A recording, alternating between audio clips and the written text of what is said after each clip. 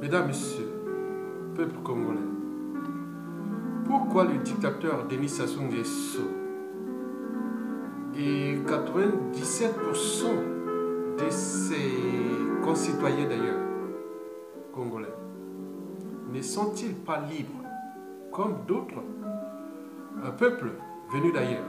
C'est-à-dire les peuples indo-pakistanais, les peuples européens, les peuples asiatiques, le monde arabe. Et pourquoi 97% et les dictateurs d'ailleurs? Parce que je pense qu'il y a quand même 3% de Congolais qui sont libres. Car on voit dans la réalité, en tenant compte des problématiques des libertés fondamentales, des droits fondamentaux, du but même de la condition humaine ou existentielle. Il me semble que ces conditions sont en danger au Congo, Brazzaville. Et j'ai pu moi-même le constater sur la place de Paris, qu'à chaque fois qu'on appelle les Congolais venus manifester ou agir pour les causes précitées, mais perdues d'avance, pas que rien n'est perdu d'avance dans la vie, mais sur 100 000 Congolais vivant en France par exemple, on se retrouve souvent entre 100 à 200 et voire même en fonction des émotions jusqu'à peu près 1000 personnes, c'est-à-dire rien du tout, comparé à d'autres peuples sur la place de Paris, quand ces problématiques sont en jeu. Et pourquoi les Congolais, et d'ailleurs beaucoup d'Africains, ne s'immobilisent-ils pas? Eh bien oui, c'est tout justement la question que je me posée au terme de liberté. Et ce que je vais vous expliquer par la suite. Mesdames, Messieurs, peuple congolais, Denis Sassou Nguesso et ses concitoyens sont identifiés comme noirs, africains. Donc au niveau de la morphologie, c'est-à-dire au niveau phénotypique, ils ont des caractères de noirs. C'est un noir.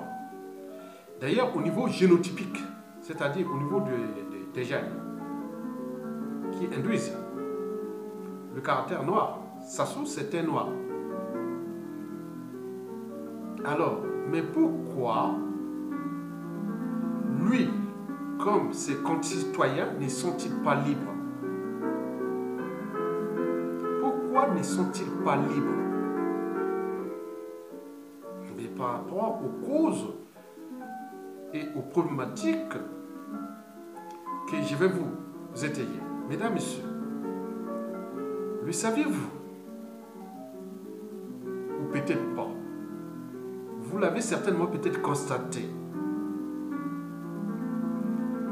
que depuis aussi longtemps,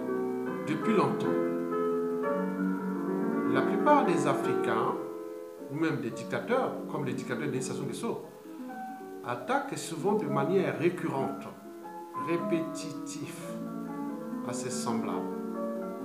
Cela veut dire qu'il les déclasse, il les déshumanise, il les décivilise, il les oppresse, il les brutalise, il les tue. Parfois par passion, mais passion criminelle d'ailleurs. Mais c'est pas que ça, c'est bien profond.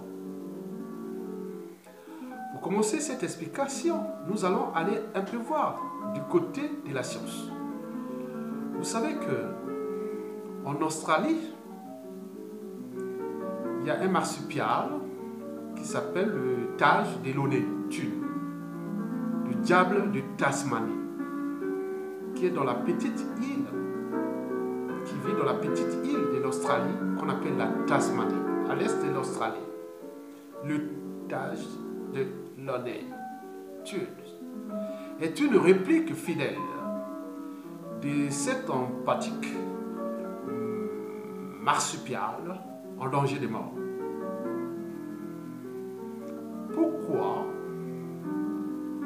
les diables de Tasmanie en Australie se battent-ils si souvent et jusqu'à la mort?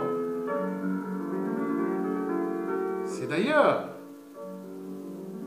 suite à ce comportement antisocial que le gouvernement australien avait déclaré en 2011 l'espèce de diable de Tasmanie en danger de mort. Mesdames, Messieurs, peuple congolais,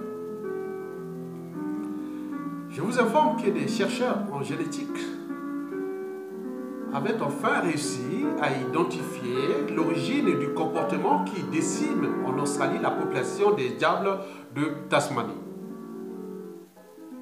Le plus célèbre des marsupiaux carnivores, le tage des Looney Tunes, est notoirement agressif et nerveux.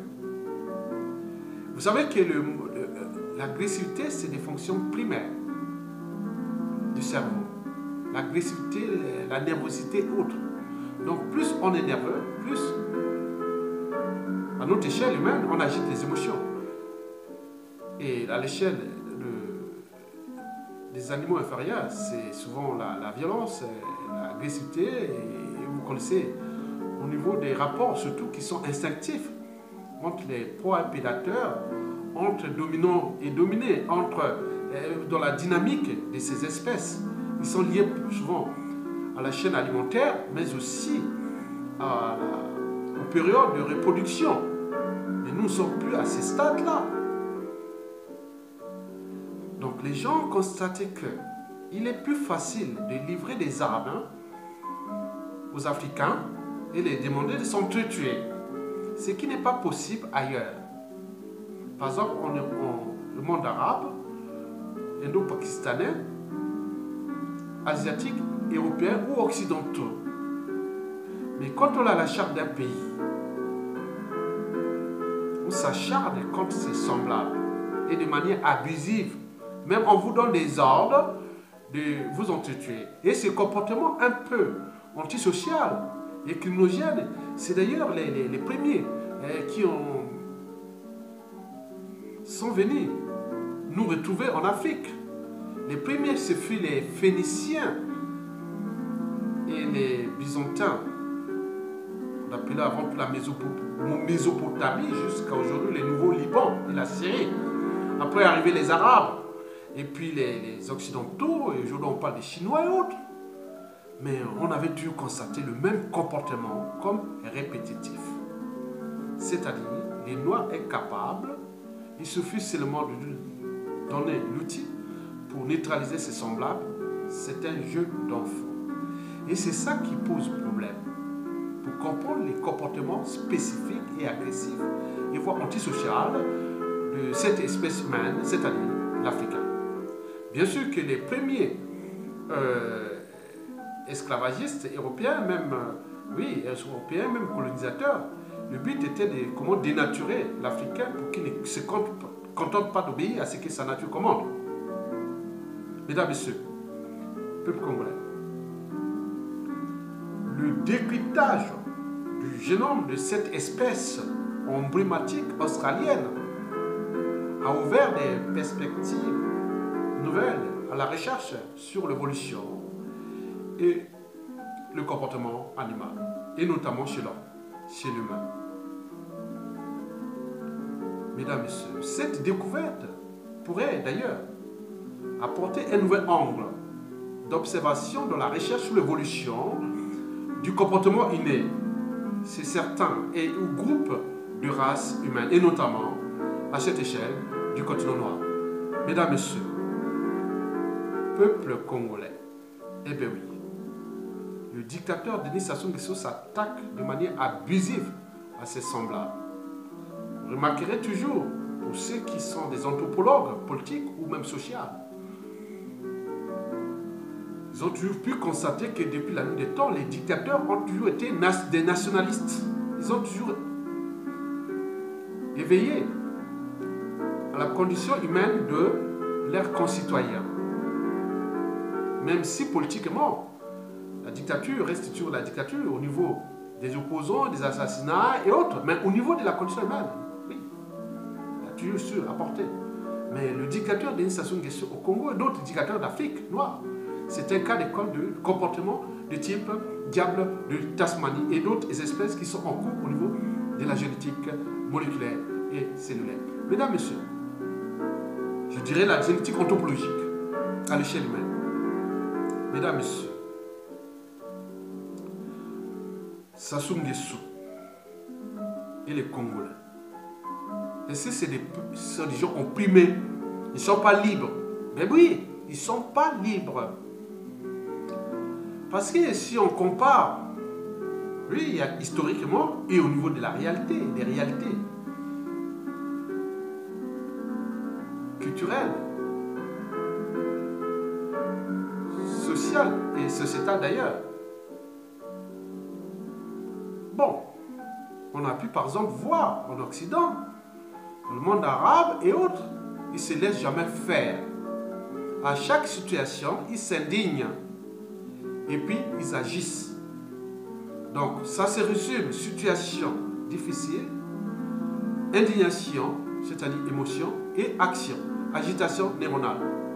Mais nous, on n'a fait que dalle. On préfère agiter les émotions.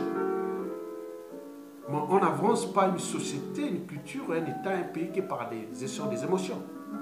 Bien sûr ces émotions sont encouragées par les dictatures. C'est bien sûr d'un effet d'entraînement. On entraîne les gens à l'indignation. L'indignation, c'est l'émotion. Ça n'agite pas les fonctions cognitives. Vous savez que dans ces peuples, surtout le peuple occidental, asiatique et compagnie, à chaque situation, s'indignent, ils agissent. Et c'est ça. Mais nous, on reste seulement dans le statu quo de l'indignation, sans jamais agir, sans jamais penser ou repenser, voire suturer et organiser la complexité de nos écosystèmes sociétaux sur différentes échelles. Là que dalle, rien du tout. Mesdames, Messieurs, bien sûr que la liberté, la dignité, la justice et voire le devoir de mémoire est ancré dans l'ADN de ces peuples. Et pourquoi? Et pourquoi? Parce que ces peuples transmettent à leurs citoyens ou concitoyens des valeurs de liberté, de dignité, de justice, oui. On ne peut pas accepter l'inacceptable. C'est pas possible. On ne se laisse pas faire. À chaque situation, on s'indigne, après ils se situent et ils agissent. À chaque fois. Pour ceux qui vivent en Occident, vous avez par exemple pu voir plusieurs situations. Que ce soit un accident de route, on dit mais pourquoi il y a eu un accident à cet endroit? Un mois ou 2 mois ou 1 an après, le problème est résolu. Pourquoi il y a eu tel cas? On cherche les solutions, on agite et on agit durablement. Mais nous, on reste là, on constate. On fabrique d'ailleurs pas d'outils pour repenser ça, puisque l'émotion, les émotions ne peuvent pas vous aider à fabriquer, à agiter les neurones, le raisonnement, l'intelligence, le verre de conscience d'ailleurs. Mais rien du tout. Donc ici, la liberté est ancrée dans leur ADN parce qu'elle est transmise de manière intergénérationnelle au sein des familles. Et aussi du peuple, des traditions et autres. Mais nous, on est toujours en conscience réfractaire contre le progrès. Nos traditions, nos cultures ont échoué lamentablement depuis la nuit des temps, depuis qu'on est venu nous trouver, des Byzantins, en passant par les Arabes, après les Européens, aujourd'hui les Asiatiques, et tout le monde vient se servir de ce peuple. Il lui donne même des outils pour s'entretuer, et nous sommes là comme si c'est répétitif. On ne peut pas changer. Vous savez, La vache bout de l'herbe. Si tu la fais manger de la viande, elle devient une vache folle. Est-ce que nous sommes dans cet état d'esprit? Ce n'est pas parce que nous vivions en Occident que nous utilisons la télévision, l'Internet et tous les outils des technologies nouvelles que nos hormones, nos gènes autres ont évolué aussi facilement. Non, c'est un processus. Mais ce processus ne peut qu'avancer rapidement ou continuellement et en activant certains facteurs épigénétiques. C'est-à-dire ces facteurs sont liés à des situations socio-culturelles. C'est-à-dire on aide les gens à penser, à réfléchir, à être le sens même de la dignité, de l'honneur. Bien sûr que chez nous, les ridicules ne tuent plus. La honte ou l'honneur, c'est pareil. Les déshonneurs et les ridicules, c'est pareil. La vérité ou mensonge, c'est pareil. Et nous sommes là en train de le constater. Bien sûr que la paresse intellectuelle est totale. Parce que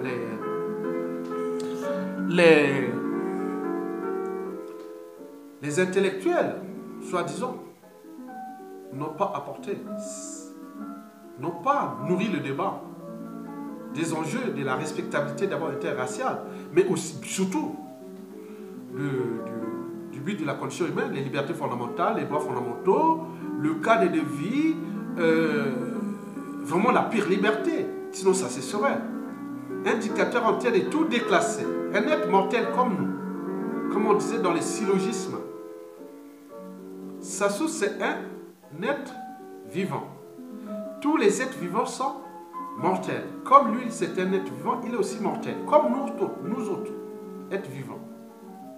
Alors, pourquoi laisser libre cours sur quel droit l'individu continue à déclasser tout un peuple et toutes les vies, les familles et autres? Nous ne sommes pas là capables d'agiter nos neurones et d'agir comme un peuple. Bien sûr que je vous l'ai toujours dit, la valeur d'un peuple ne se mesure par l'individu intelligent ou non.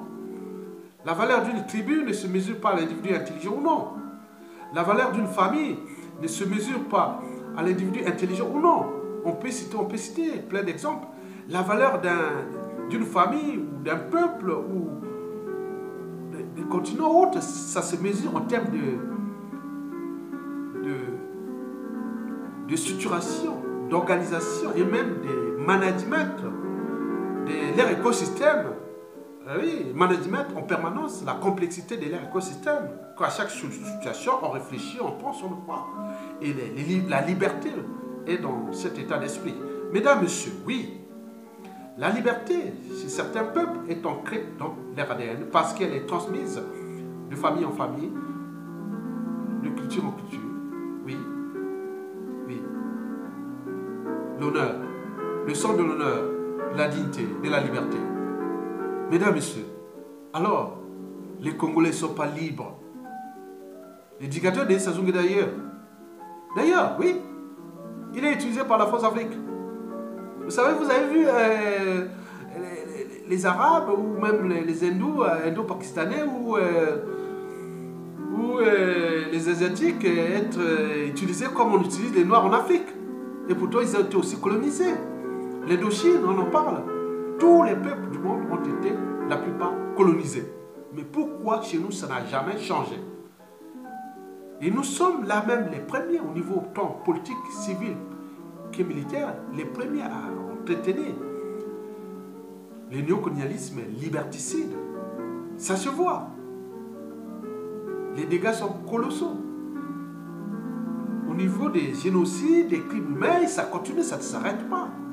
Mais il suffit qu'un blanc, ou un arabe, ou un asiatique touche un noir ailleurs dans le monde, et cela crée un buzz mondial. Au moment où je vous parle là, à la fin de cette vidéo, vous allez en Afrique, vous allez trouver des cas où ici, ça ne peut que se passer par ça une fois l'année, ou 2 fois l'année. Mais là-bas, c'est chaque minute, on brutalise l'Africain entre eux-mêmes, comme les diables de Tasmanie. Donc, faut-il séparer les Africains, comme on séparait les diables de Tasmanie en Australie? Vous savez que pendant les périodes, on les laisse seulement ensemble, seulement pendant les périodes de reproduction. Sinon, en dehors de cette période de reproduction, le reste, on ne les laisse pas ensemble, sinon ils vont encore se bouffer entre eux. Bien sûr, ils sont prédisposés à la nervosité, à la violence. Est-ce que nous sommes comme ça? Mais je pense qu'il y a des études qui sont en cours. Mesdames, messieurs, oui. Pourquoi le dictateur Sassou Nguesso et 97% de ses concitoyens ne sont-ils pas libres comme d'autres peuples? Alors, pour les répondre, il faut d'abord aller voir, expliquer qu'est-ce que c'est la liberté. Mesdames, messieurs, vous savez, la liberté, ça se mérite. Ceux qui sont libres l'ont certainement mérité. Il faut alors la mettre en pratique et avancer.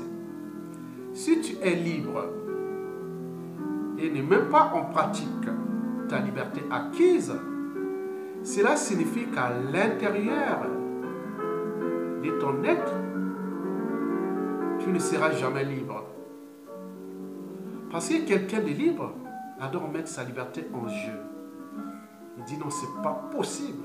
Je ne me laisserai pas faire. Bien sûr, au cœur de l'enjeu, il y a des convictions, il y a des principes et valeurs. Préciter des libertés, des dignités et autres. Non, ce n'est pas possible.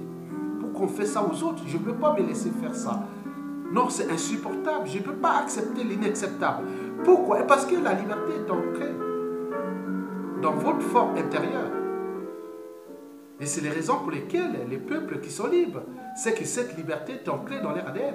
Mais les peuples qui ne sont pas libres sont des peuples opprimés. Bien sûr que pour être libre, il faut déjà anticiper. Mais nous, on est que dans la culture de la soumission. Il faut que nous soyons devant un fait accompli, devant le but pour agir. Mais non. Mesdames, messieurs, je vous l'ai dit, si tu es libre et ne mets pas en pratique ta liberté acquise, cela signifie qu'à l'intérieur de ton être, tu ne seras jamais libre. Sinon, à quoi ça sert d'être libre? Mesdames, messieurs, être libre, c'est faire ce que je veux. Si la liberté est l'absence de toute règle et de toute contrainte, alors l'animal est libre. Mais ce raisonnement n'a qu'une apparence de vérité. Le comportement d'un animal est en fait dicté par son instinct. De sorte que l'animal ne peut pas s'empêcher d'agir comme il agit. En réalité, l'instinct commande.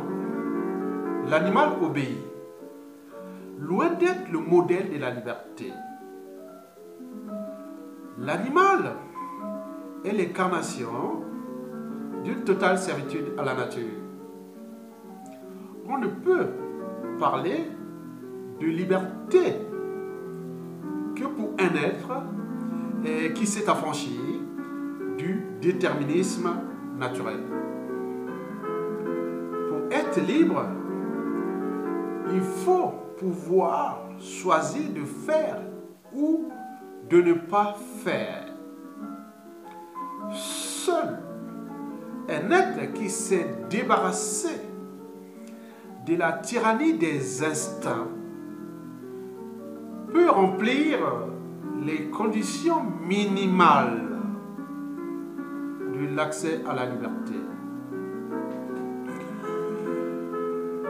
Emmanuel Kant soutient que c'est précisément là